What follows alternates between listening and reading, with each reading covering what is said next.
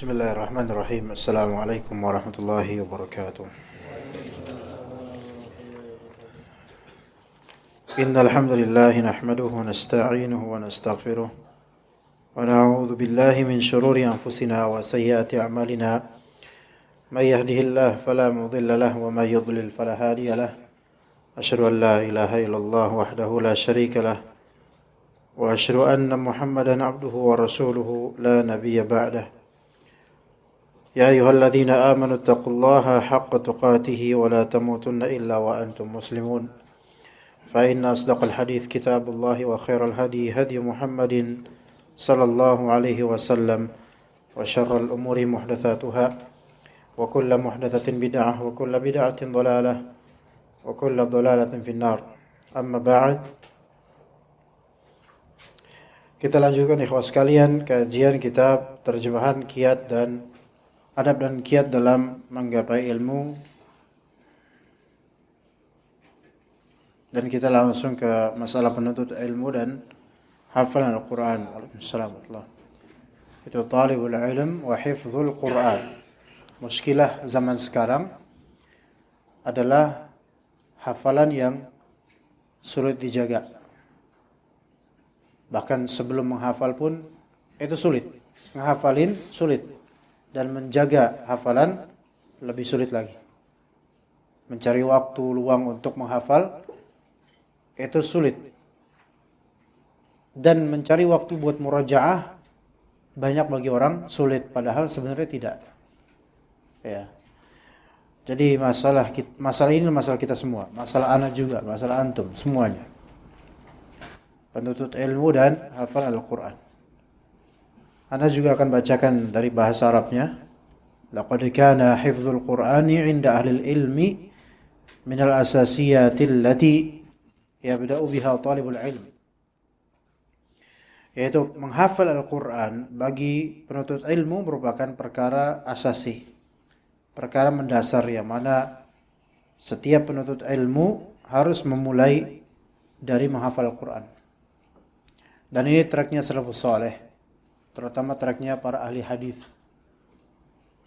Bahkan sebagian dari mereka, ulama ahli hadis tidak membolehkan orang yang ngaji sama dia, sama mereka, sama ulama ini yang belum hafal Quran total. Antum enggak boleh ngaji di sini. Keluar antum. Ini kalau kita berada di majlis beliau-beliau ini, kita udah diusir dan diblokir WA kita mungkin. Saking bahlulnya kita bagi mereka karena belum hafal Al-Quran seutuhnya. Yang belum hafal Al-Quran nggak boleh di sini. Pergi dulu, pulang hafal Al-Quran dulu, selesai hafal Al-Quran semuanya, baru fadhal. Makanya ulama ahli hadis mereka dikenal memiliki hafalan yang luar biasa. Makanya di era ketika itu, di zaman mutaqaddimin atau bahkan di zaman mutaakhirin, sebutan Al-Hafiz itu bukan untuk yang hafal Quran. Tapi Al-Hafiz itu yang hafal minimal sekian ratus ribu atau puluh ribu hadis. Yang otomatis umumnya kalau udah hafal sekian itu, maka udah hafal Quran. Umumnya begitu. Ya. Wassalamualaikum. Karena menghafal sanad itu lebih rumit secara umum, ya, lebih rumit dibandingkan menghafal Al-Quran. Ya. Itu standar sebutan Al-Hafiz dulu. Sekarang sebutan Al-Hafiz pada yang hafal Quran. Ya. Dan kadang juga ada orang tua namain anaknya Al-Hafiz. Mungkin doa. Tapi keuntungannya ketika udah gede sudah dipanggil Hafiz. Padahal kulhu lagi ujung-ujungnya. Ya. Mudah-mudahan enggak ada nama Pak Hafiz di sini. Ya. Kemudian dikatakan walidha faqad kana al-wahidu minhum la yataraddadu 'an asy-syuru'i bi hifdhihi wa dhabtihi. Oleh karena itu, salah seorang dari para ulama salaf tidak segan-segan untuk meniti kembali hafalan dan menguatkan hafalannya. Fa asbaha hifdhuhu simatan barizatan fi mujtama'i ahli al-ilmi wa talabatihi. Sehingga hafalannya itu menjadi satu ciri yang tampak di tengah kalangan ahli ilmu dan para penuntutnya. Wassalamualaikum. Memang tidak disyaratkan, bahkan dalam pembahasan usul fikih ya, ada pembahasan atau pertanyaan, apakah mujtahid disyaratkan hafal Quran 100%? Maka yang sahih adalah tidak disyaratkan hafal Al-Quran. Menjadi ulama tidak disyaratkan harus hafal Al-Quran 100%. Itu pendapat yang lebih sahih. Ya. Bahkan sebagian ulama mengatakan tidak diwajibkan menghafal ayat dari dalil yang dia bahas. Itu tidak wajib. Hanya saja itu secara nizam ilmiah, secara peraturan ilmunya. Tapi secara urf atau secara kebiasaan ulama zaman dahulu, itu belum disebut alim kalau belum hafal Quran. Kalau sekarang mungkin ya lebih longgar.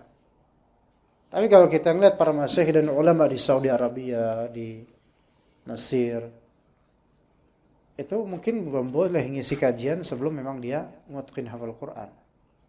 Ya. Tapi di Indonesia karena standar masyarakatnya mungkin lebih rendah, maka kita nggak bisa menstandarisasikan ustadz itu harus hafal Quran seluruhnya. Karena kalau pakai standar itu mungkin sedikit dai. Dan mungkin sedikit dai sunnah, nggak banyak. Ya. Tapi syukur-syukur kalau suatu saat pemerintah itu menerapkan kriteria atau sertifikasi yang lebih ketat. Tapi pada waktunya nanti. Ketika para hufadz dan masyarakat sudah semakin dekat ke Al-Quran. Ya.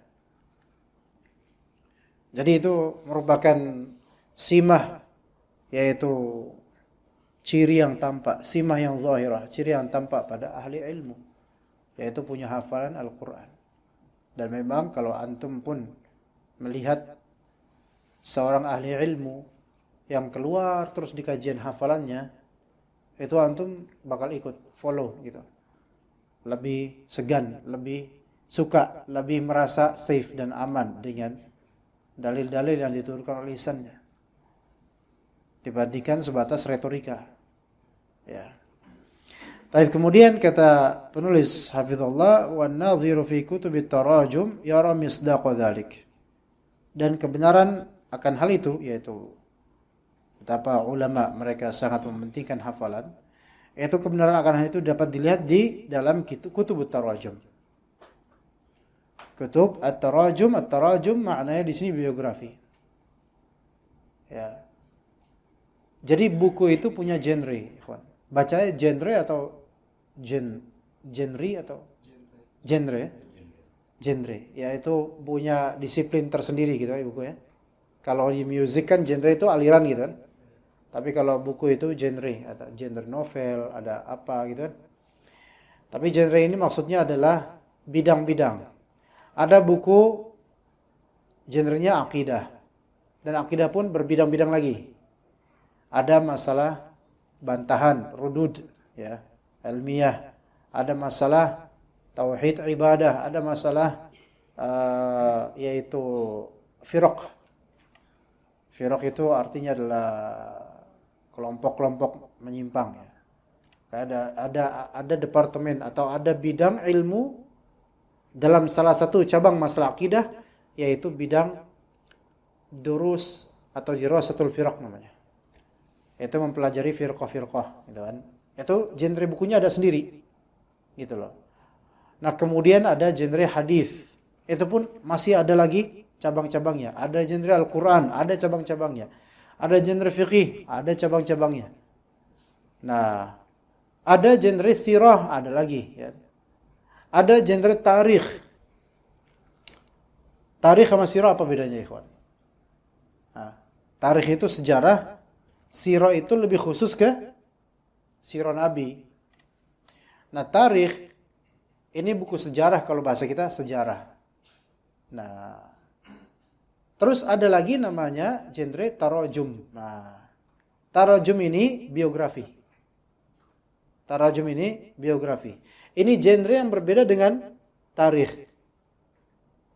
Tarikh di antara genrenya, di antara bidangnya tarikh itu ada sirah, ada tarikh Islami, ya.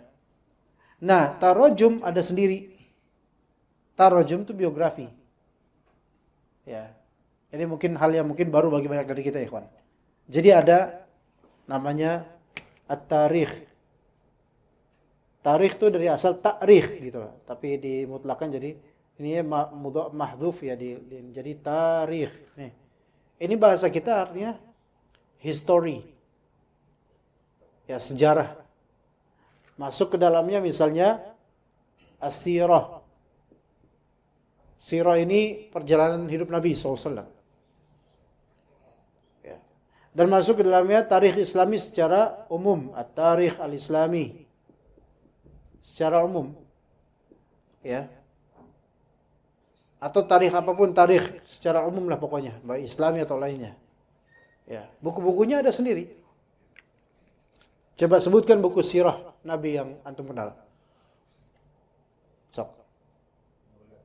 Sirah Nabawiyah Sat. Ya, benar, benar banget itu. Iya, benar. Iya, nah ada nama buku namanya Sirah Nabawiyah. Iya, benar. Iya, itu pun anak yang jawab bukan antum.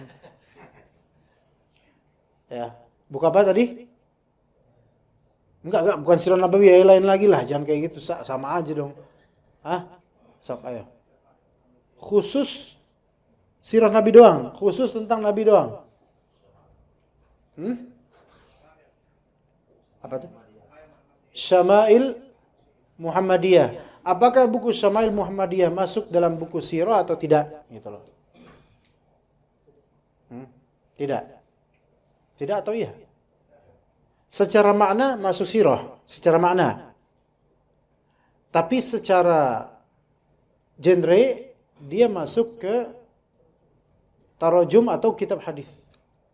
Sebenarnya kalau tarajum juga enggak juga dia, enggak. Kenapa hadis?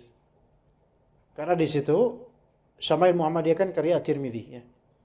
Di situ disebutkan sanad-sanadnya. Riwayat-riwayat. Ini masuk ke dalam kitab hadis atau disebut juga kitab As-Sunan atau kitab Al-Hadis atau mutun ahadits gitu loh. Ya.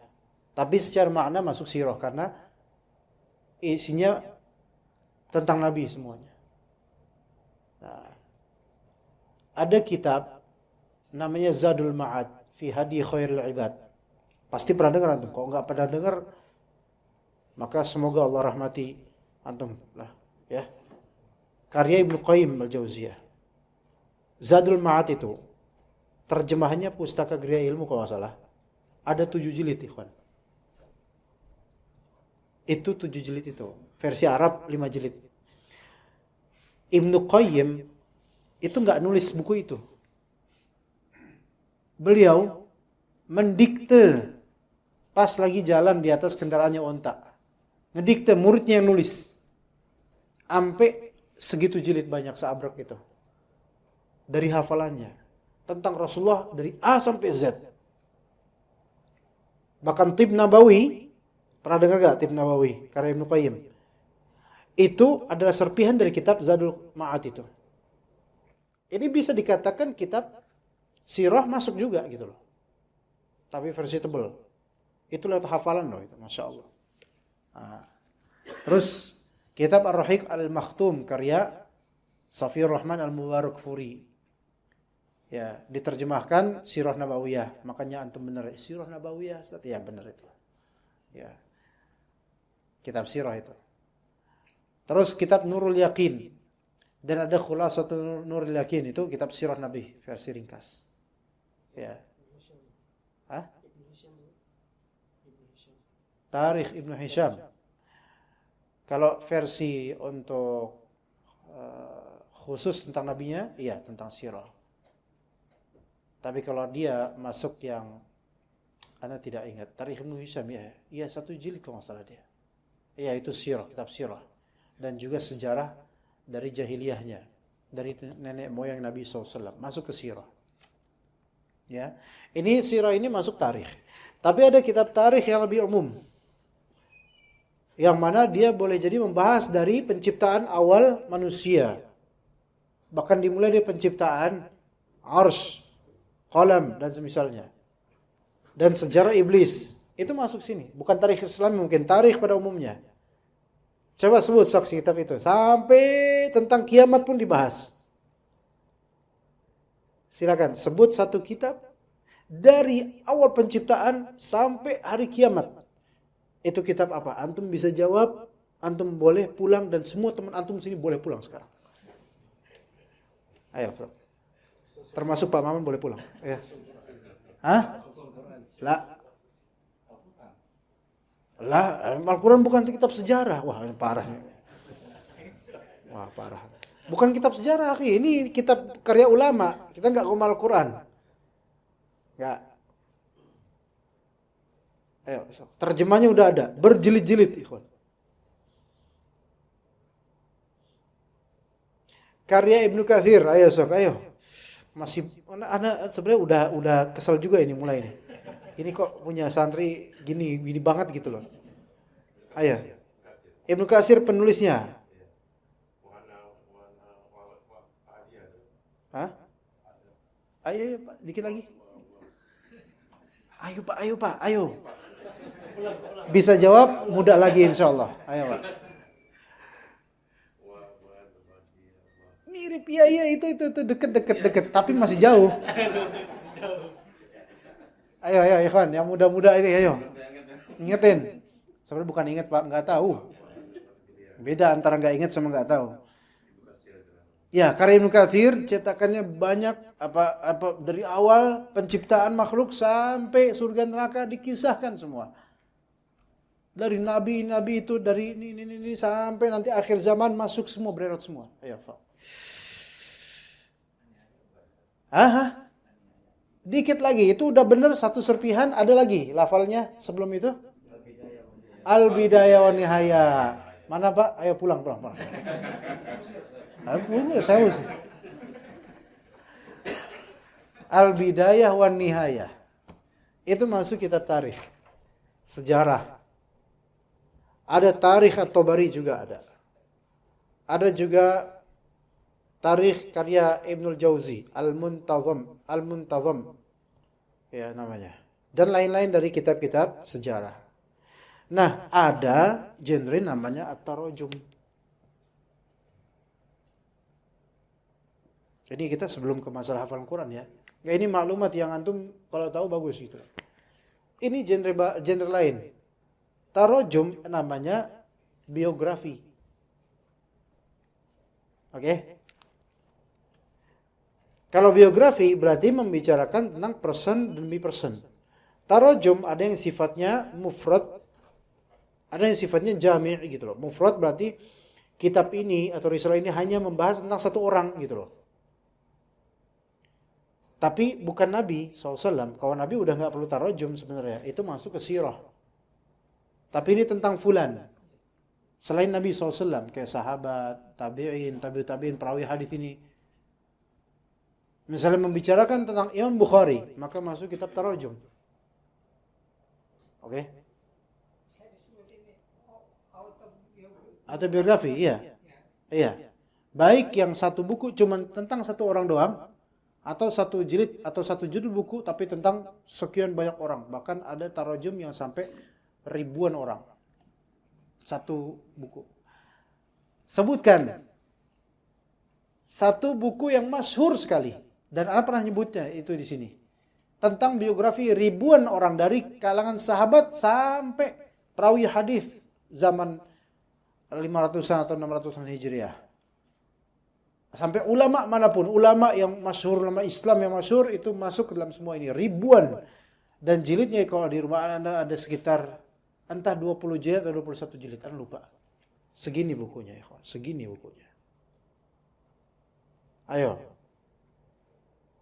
Kitab tarajum paling populer di dunia. Tuh, Anda menurut kuis ini menunjukkan bahwa supaya kita itu lebih ke buku itu lebih ada lah. Berarti kita belum seberapa nutut ilmu, ikhwan. Kita hanya terlihat jenggotnya doang nih selama ini, ya. Ayo. Karya, ini Anda sebutin. Karya Al-Hafidh Adz-Dzahabi rahimahullah. Gampang banget. Anak aja tahu, Mas antum enggak tahu. Hah? Ayo fadal. Karya Al-Hafidh Adz-Dzahabi rahimahullah. Ayo, Anda tunggu sampai azan. Boleh nyontek, tapi nggak boleh sama jawabannya. Bisa? Nyerah? Atau langsung azan aja sekarang? Depannya siar. Masih nggak tahu? Siar A'lam An-Nubala. Ya, Masya Allah. Pas dikasih keywordnya baru antum tahu. Berarti sebenarnya udah pernah dengar, udah sering dengar, cuman karena kebanyakan pikiran mungkin ya. Ya, banyak beban kehidupan jadi lupa. Az-Zahabi itu mengkaryakan itu tarojum. Ini namanya kitab tarojum, biografi. Oke? Nah, Imam Al-Bukhari punya kitab. Dan kitab beliau namanya At-Tarikh Al-Kabir misalnya. Nama kitab Al-Bukhari, Imam Bukhari punya kitab namanya At-Tarikh Al-Kabir. Masuk genre mana beliau? Kitab itu. So. Tarikh atau tarajum? Imam Bukhari wafat 256 Hijriah. Tarajum atau tarikh? Nama kitabnya Imam Bukhari At-Tarikh Al-Kabir.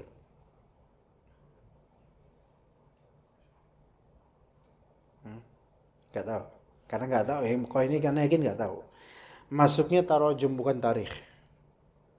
Kenapa? Karena isinya kitab Tarikh Al-Kabir ini adalah biografi para perawi hadis dari yang betul-betul sahih hadisnya ataupun yang perawinya ini dhaif atau maudhu. Banyak perawi hadis disebutkan, fulan bin fulan bin fulan. Ini hadisnya matruk, dia begini-begini. Ini namanya kitab tarajum. Dan ini maksudnya genre tarajum walaupun namanya tarikh. Dan perlu antum tahu, bagi ahli hadis ya, bahwasanya kitab-kitab tarajum, kitab-kitab biografi bagi mereka dalam keilmuan ahli hadis itu termasuk bagian dari sejarah. Biografi adalah sejarah. Paham gak di sini maksudnya? Dan ilmu jarh wa ta'dil kalau antum pernah tahu, ilmu rijal juga disebut ilmu rijal, ilmu jarh wa ta'dil, ilmu tentang biografi orang-orang. Ini recommended enggak, ini enggak recommended, ini enggak, ini majhul, ini matruk, ini dan seterusnya. Itu semua dalam ilmu hadis masuk ke dalam tarikh. Karena itu modal sejarah untuk diketahui supaya kita mengetahui sanad hadis. Itu. Ya.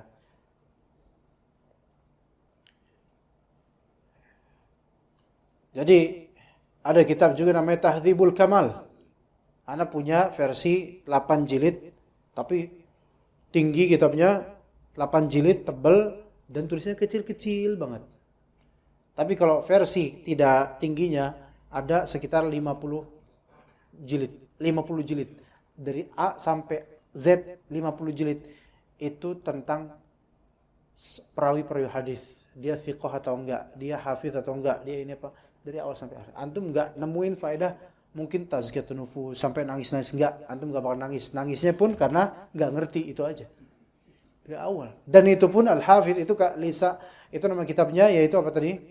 Tahdzibul Kamal karya Al-Mizzi. Itu Al-Mizzi itu mertuanya Ibnu Katsir.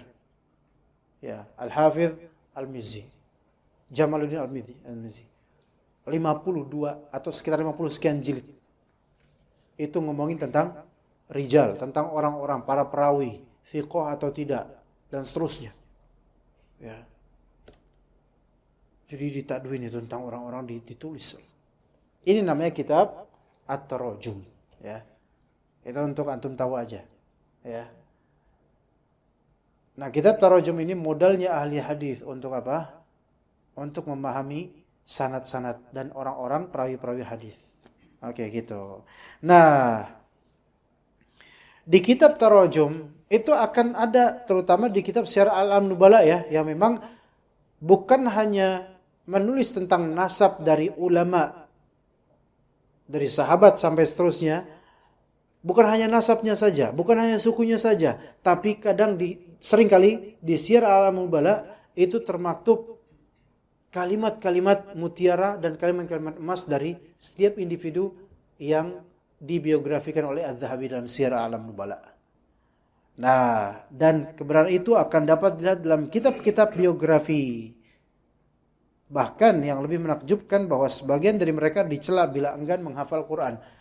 Dari sahabat sampai ulama-ulama berikutnya, dari generasi ke generasi, banyak termaktub kisah-kisah banyak dari mereka bagaimana mereka mentreatment Al-Quran dan hafalan Al-Quran. Ya, di situ. Itu maksud Anda di situ, kitab biografi. Maka kitab biografi itu ada kitab tarojum biografi yang tidak cocok untuk penuntut ilmu awam seperti kita. Dan karena apa? Karena isinya hanyalah tentang rijalul hadis dan juga dia mengambil ilmu dari siapa? Dia memberi ilmu pada siapa? Udah gitu doang. Tidak ada faedah kalimat-kalimat mutiara dari ulama seperti kitab yaitu Tahdzibul Kamal Al-Mizzi tadi. Namun ada kitab tarojum yang sangat tebal yang orang awam cocok untuk membacanya untuk mendapatkan faedah kalimat-kalimat mutiara dan kisah-kisah perjalanan hidup mereka. Di antaranya Syiar A'lamul Nubala. Antum beli Syiar A'lamul Nubala jilid berapa aja walaupun terjemahan, insyaallah antum dapat banyak faedah, kisah-kisah perjalanan ulama. Insyaallah, dan kalimat-kalimat mutiara mereka. Antum kan sering mendapatkan kalimat-kalimat petuah salaf gitu kan? Ya, kutipan-kutipan dari salaf. Sebagian itu dari mana? Kitab Syiar A'lamul Nubala. Ya, Syiar A'lam An-Nubala. Begitu.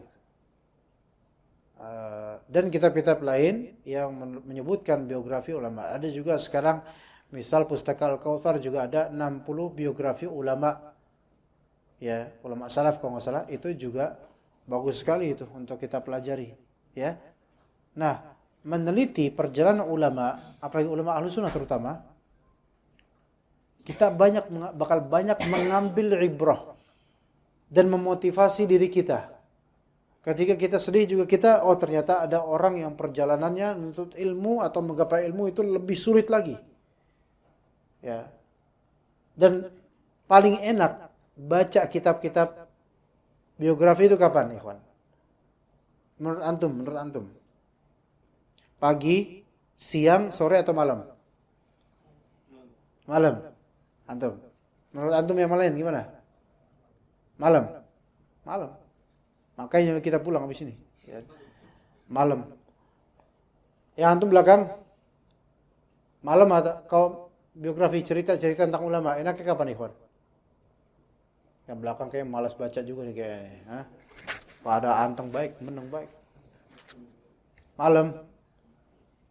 Enggak, Ustaz, Anda enggak baca, Ustaz. Mau malam kek, mau pagi kek. Emang Anda enggak baca, makanya Anda enggak jawab gitu. Hah? Ya antum enggak jawab, meneng aja. Malam. Sebelum tidur, ya. Paling enak itu. Ke bed, bisa, ya. Dibacanya sambil di kasur gitu. Sini ada istri pertama, istri kedua.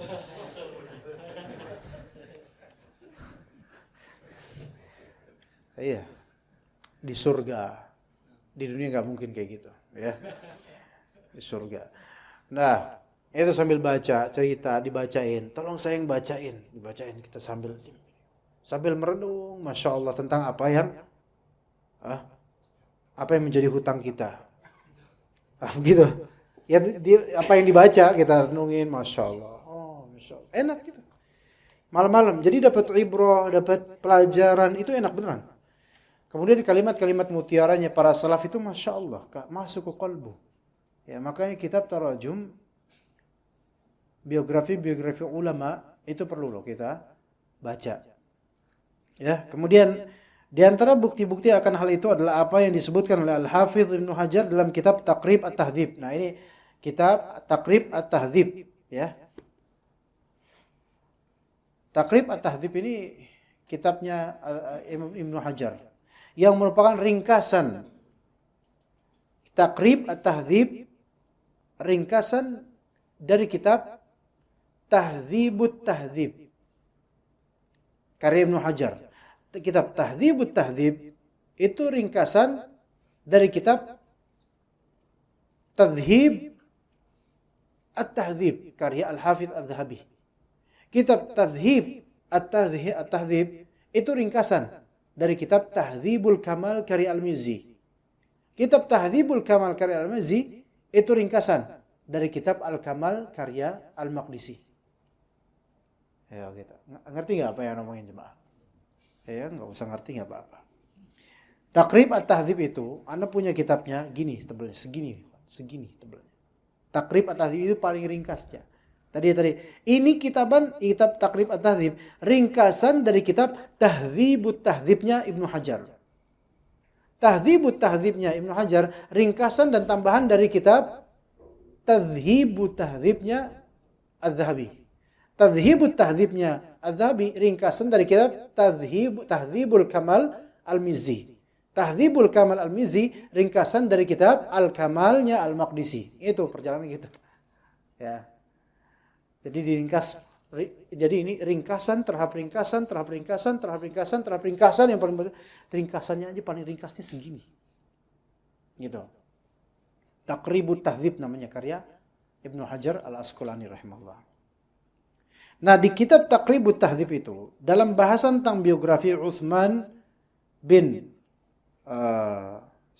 Utsman bin Muhammad bin Abi Syaibah. Ini yang disebut sebagai Ibnu Abi Syaibah. Utsman bin Muhammad bin Abi Syaibah dikenal juga Ibnu Abi Syaibah. Ini adalah disebut juga Al-Hafidz oleh para ulama karena menghafal banyak sekali hadis. Dan punya kitab yang masyhur namanya Al-Musannaf. Jadi Al-Musannaf itu ada beberapa. Ada Al-Musannaf Abdul Razzaq As-San'ani. Ada Al-Musannaf Ibnu Abi Syaibah. Ini dua ini yang paling masyhur dari kitab-kitab Musannaf. Kitab Musannaf itu sebenarnya sama seperti kitab-kitab sunan lainnya. Kayak Sunan Abi Dawud, Sunan At-Tirmidzi. Isinya hadis, matan hadis dengan sanad-sanadnya. Ribuan hadis. Jadi Ibnu Abi Syaibah ini termasuk ulama hadis yang masyhur dengan hafalan hadisnya luar biasa. Tapi apa kata Ibnu Hajar? Dia yaitu Utsman, kata Ibnu Hajar, thiqatun hafizun syahir. Utsman Ibnu Abi Syaibah ini, Ibnu Abi Syaibah, thiqah, terpercaya. Hafiz, nah kalau istilah hafiz dari kalangan hadis bukan hafiz Quran. Tapi hafiz ini hafal puluhan ribu hadis dengan sanadnya. Syahir. Syahir yaitu masyhur. Syahir itu wazan fa'il dari maf'ul, masyhur. Wallahu auham, tapi dia memiliki apa? Beberapa kerancuan. Maksudnya kerancuan di sini bukan kerancuan akidah ya, tapi kerancuan di sini dalam masalah menilai rijalul hadis atau menilai sahih atau tidaknya hadis dan lainnya, ya. Tapi thiqah dia. Cuma waqila, nah, namun ada juga yang mengatakan qila kana la yahfazul Quran. Ibnu Abi Syaibah tidak hafal Quran secara komplit. Ibnu Hajar menyebutkan ini sebagai tanbih dan peringatan. Ahli hadis, ya, meskipun kadarnya tinggi, thiqah, terpercaya, hafiz, banyak hafalan puluhan ribu hadis, tapi ketika disinyalir atau diketahui tidak hafal Quran secara komplit, maka ini menjadi noktah yang agak hitam. Jadi kekurangan gitu loh. Ada yang kurang gitu loh dari fulan. Gitu loh. Masa hafal ribuan hadis atau puluhan ribu hadis dan dijuluki hafiz, namun soal hafal Al-Quran kurang. Ini questionable gitu. Satu hal yang dipertanyakan. Namun Al-Hafidz Ibnu Hajar Al-Asqalani rahimahullah, beliau memberitakan ini dengan adanya adab. Di mana adabnya? Waqila. Dan ada yang mengatakan, gitu loh. Ini ada isyarat adabnya beliau tetap menghormati Ibnu Abi Syaibah. Bagi ahli hadis, seorang ulama hadis tidak hafal Quran secara komplit itu aib. Itu merupakan nilai minus. Walaupun dia masyhur, terkenal. Ahli hadis itu ahli hadis, ulama ahli hadis, ulama paling jujur, ikhwan. Kalau orang ini mudallis, orang ini mudallis. Orang ini thiqah, orang ini maudhu' hadisnya maudhu'. Tegas gitu loh. Ahli hadis gitu. Apa adanya. Ya. Maka beliau katakan Ibnu Syaibah, ya begini keadaannya. Thiqah, hafiz, masyhur, tapi ada kesalahan, auham, punya kesalahan. Dan ada yang mengatakan ini bahasa sopannya. Waqila dikatakan bahwasannya beliau tidak hafal Quran. Adabnya Ibnu Hajar sini mengisahkan tentang Ibnu Abi Syaibah, lafal waqila, beliau tidak ingin mengatakan langsung strike bahwasanya oh ini Ibnu Abi Syaibah thiqah, syahir, masyhur, masyaallah, punya sedikit kesalahan dan tidak hafal Quran. Enggak, bahasa gitu terlalu buruk untuk ulama sekelas Ibnu Abi Syaibah. Maka beliau tambahkan waqila supaya apa? Terdengar lebih sopan. Seolah-olah Ibnu Hajar mengatakan, tapi saya sih pernah dengar dan ini belum tentu benar, tapi dengar dia nggak hafal Quran. Ini bukan ghibah. Ini aib, tapi ini bukan ghibah. Karena dalam konteks ilmu hadis, bahwa saya ketika seorang alim dalam ilmu hadis dan dia tidak hafal Quran, maka di sini ada cedera yang sebenarnya kurang baik gitu loh. Begitu, itu maksudnya Ibnu Hajar. Ya, begitu ya. Itu ulama hadis begitu ya, ikhwan. Mau ulama ketika menilai seorang rajul, seorang rijalul hadis, seorang perawi, itu menilai apa adanya dia dengan pengetahuan mereka tentang ulama ini. Walaupun ulama ini saleh, abid, tapi kalau enggak thiqah, enggak terpercaya, tetap ahli hadis bilang ini enggak thiqah. Apalagi beberapa ahli hadis yang sangat tegas seperti Yahya bin Ma'in misalnya. Kadang orang yang bagus aja bisa ditahdzir olehnya. Ya. Nah, ada misal Al-Hasan Al-Basri. Semua dari antum pasti dengar Al-Hasan Al-Basri. Ya. Walaupun orang Indonesia banyak namanya Hasan Basri. Ya. Nah, Al-Hasan Al-Basri tabi'in. Dari segi generasi, ini udah recommended kan? Generasi salaf tabi'in itu. Setelah sahabat. Dari segi kesolehan, semua orang tahu Al-Hasan Al-Basri itu saleh, alim, zahid, wara', muttaqin, bertakwa. Kalimat-kalimat Al-Hasan Al-Basri banyak terhampar di poster-poster, ya. Antum sering baca buku Al-Hasan Al-Basri berkata, Ustadz mengatakan gini, Al-Hasan Al-Basri, namanya legendaris. Dan kalimat-kalimatnya banyak yang luar biasa, menyentuh kalbu. Tapi bagi ahli hadis, Al-Hasan Al-Basri enggak dipakai. Ketika Al-Hasan Al-Basri meriwayatkan hadis dengan lafal an, maka Al-Hasan Al-Basri seorang mudallis. Lafal an kan ada dalam bahasa dalam sanad hadis kan, hadatsana fulan bin fulan, qala akhbarana fulan fulan, qala an fulan. An, kalau Al-Hasan Al-Basri mengatakan an dari fulan, maka indikasinya Al-Hasan ini hadis ini tidak bisa kepakai karena ada posibilitas dia itu mentadlis bahwa saya sebenarnya dia tidak mendapatkan hadis ini dari fulan tersebut, melainkan ada perantara, namun perantara tersebut dihapus oleh Al-Hasan Al-Basri. Maka ini namanya tadlis. Ya, ini dalam ilmu hadis. Maka hadis-hadis Al-Hasan Al-Basri yang beliau pakai lafal an, disebut ana, itu banyak ulama hadis ini menilai haditsun dhaif. Haditsun dhaif. Hadis mudallas li tadlisi Al-Hasan Al-Basri. Hadis ini dinilai dhaif karena mudallas disebabkan tadlisnya Al-Hasan Al-Basri walaupun dia alim. Syuf, lihat. Kira-kira Al-Hasan Al-Basri hafal Quran enggak? Hafal Quran. Tabi'in mana yang enggak hafal Quran? Ya. Apalagi ulama sekelas Al-Hasan Al-Basri. Tapi enggak dipakai hadisnya. Tuh. Yang sesoleh itu aja enggak dipakai hadisnya, apalagi yang kayak kita. Dipakai enggak hadisnya? Kita jangankan hadis. Kita ngomong aja enggak didengar. Enggak bisa dipegang omongan kita. Apalagi kalau masalah utang. Ya. Masya Allah. Ya, itu Al-Hasan Al-Basri.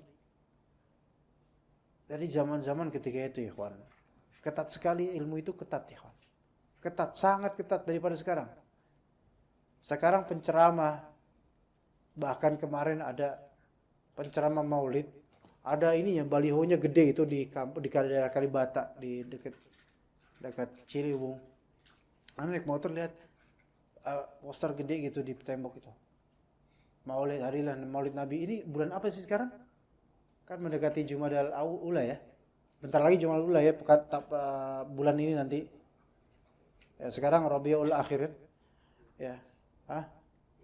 Iya benar kan? Iya. Kan 12 Rabiul Awal itu kan Maulidan. Tapi ini namanya Maulid kan fleksibel, tergantung donasi kan. Kalau orang terkumpul jadi, kalau enggak ya udahlah nombok dulu gitu kan. Yang penting nanti balik modal gitu kan. Nah, ini ada beliau. Ustadz Maulidnya, ustadznya namanya apa? Chechev Gorbachev. Masya Allah. Chechev Gorbachev. Emang benar ada nama? Itu anak kira nama candaan orang loh. Emang benar ya ada nama Chechev Gorbachev ya? Sunda jangan-jangan. Ya. Kalau Iken Sodikin baru cocok itu. Iken Sodikin. Sunda pisan itu. Sunda Tulen itu. Piking tuh. Bobotoh, ya. Iya. Buat makan enakan dia. Ya, bobotok gitu mah ya. Chechev Gorbachev. Subhanallah. Ulama ahli hadis zaman dulu, kalau ada menamakan dirinya dengan nama-nama yang menurunkan wibawanya, nggak diterima hadisnya. Ya. Ingat bahwa ada ulama hadis, ahli hadis, kalau masalah Syu'bah bin al-Hajjaj, mentahdzir seorang ahli hadis gara-gara dia makan di pinggir jalan, di kedai pinggir jalan. Kelihatan kita nggak nerima lagi riwayatnya. Karena apa? Makan di warkop. Subhanallah. Ya. Ada juga ahli hadis kalau nggak salah Zazan atau siapa, itu ketika dia ulama ini ulama ahli hadis, ya naik, kalau kayak di Jawa atau di kampung itu ada sapi, narik gerobak isinya padi atau apa gitu loh, apa sih namanya? Saya nggak tahu, Anda nggak tahu namanya apa? Hah? Pedati dah.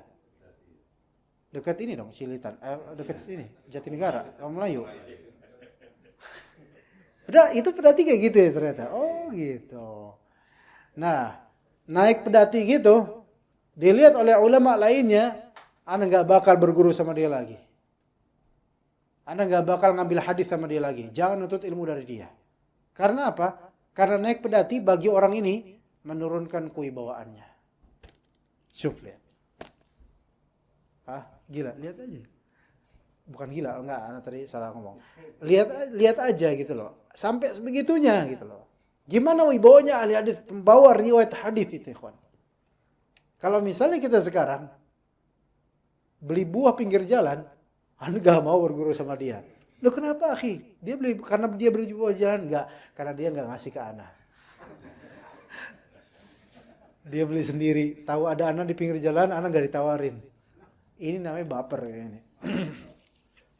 Jadi Ibnu Abi Syaibah ma'ajalalatihi, ya, dengan keluar biasa beliau, tetap dikatakan aibnya adalah dia tidak hafal Quran. Baik. Dan sudah seharusnya dikatakan di sini bahwa menghafal Al-Quran bukan perkara wajib memang bagi penuntut ilmu. Namun menghafalkan Al-Quran merupakan kunci bagi metode menghafal dan pemahaman. Inilah fakta yang terjadi pada para penuntut ilmu. Ini apa udah azan ya kawan? Subhanallah, udah jam segini. Anda gak dengar azan sama sekali loh. Masya Allah.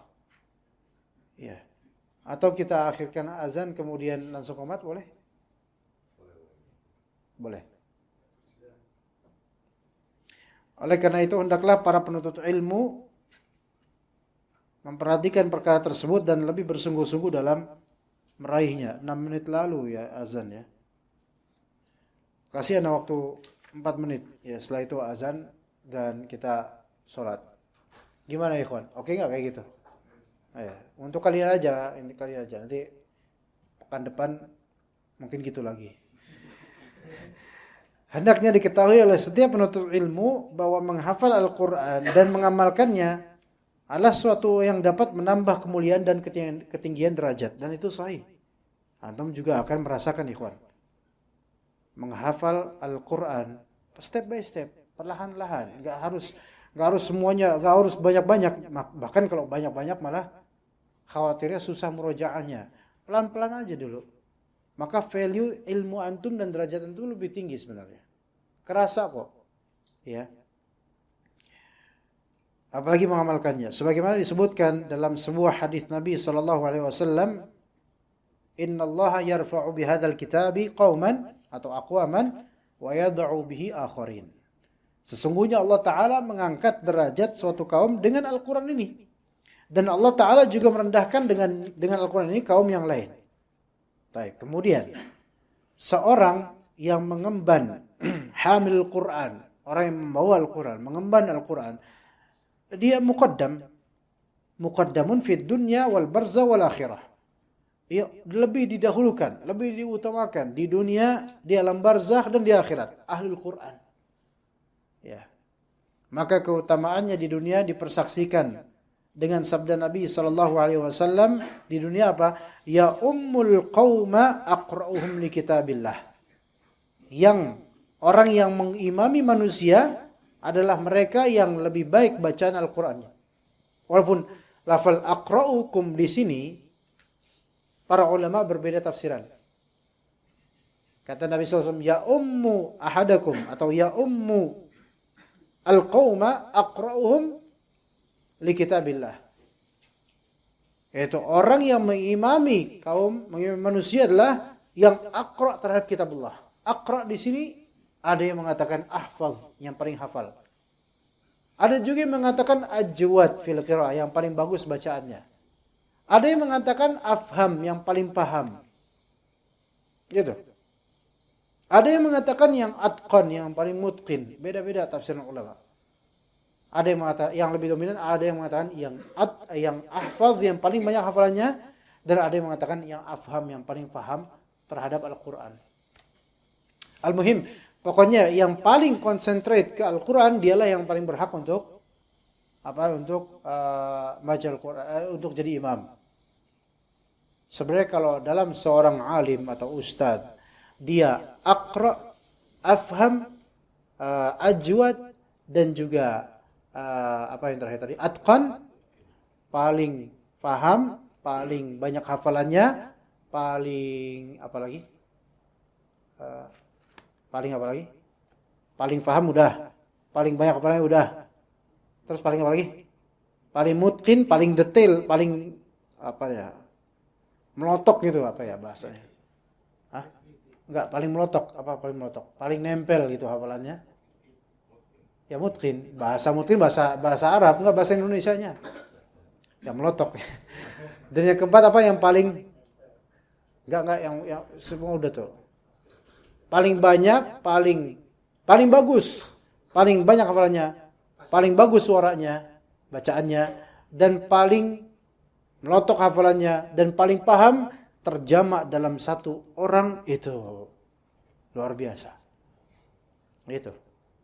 Kalau bisa ya. Kalau bisa itu betapa nikmatnya ya orang yang seperti ini. Tapi tetap fitnahnya, ujiannya banyak ya. Dan keutamaan qari di sini itu menghafidz Al-Qur'an dalam hal ini menjadi imam bagi manusia adalah bukti akan keutamaan kedudukannya di dunia. Namun kan namanya imam banyak yang tidak paham apa yang dia baca. Hanya apa? Baca aja, hafalan atau hanya suara. Enggak sebenarnya untuk menjadi seorang alim belum cukup untuk itu. Karena fiqih, faham itu penting. Antum ketika mendengar seseorang yang dia membaca indahnya karena nadanya saja, antum mungkin akan terkesima dengan nadanya saja. Tapi kalau keindahannya karena ikhlasnya dan fahamnya, mungkin nadanya enggak meniup-liup. Tapi insya Allah ruhnya itu akan kena gitu loh. Spirit antum akan kena dengan bacaan tersebut. Ya, begitu. Kayak Apalagi Al-Quran. Orang ngomong biasa aja ikhwan. Antum melihat orang ngomong biasa. Tapi dia ikhlas. Antum kerasa masuk insya Allah. Begitu juga dengan Al-Quran. Dan Al-Quran kalamullah. Tapi itu juga tergantung antumnya. Kalau imamnya udah ikhlas, tulus banget. Tapi antumnya mikirin comberan, selokan mampet, banjir depan rumah. Kira-kira tadabbur nggak?